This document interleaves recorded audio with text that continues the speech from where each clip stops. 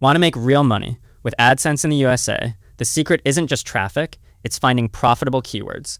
In this video, I will break it down into 3 simple steps to help you unlock hidden gold. Start with Google Keyword Planner, enter your niche, finance, health, or tech, and look for keywords with high CPC and moderate search volume. For USA audiences, focus on terms, advertisers. Pay more for Best Credit Cards USA or Cheap Health Insurance USA. Use tools like SEMrush or Ahrefs to check keyword competition, target low difficulty, high intent phrases. Instead of broad terms like insurance, go for long tail keywords such as Best Car Insurance for Students USA. These are easier to rank and bring higher AdSense payouts. Analyze competitors, search your chosen keywords, and see who's ranking. If you find outdated blogs or weak sites, that's your chance. Create fresh, optimized content with USA-focused keywords to outrank them.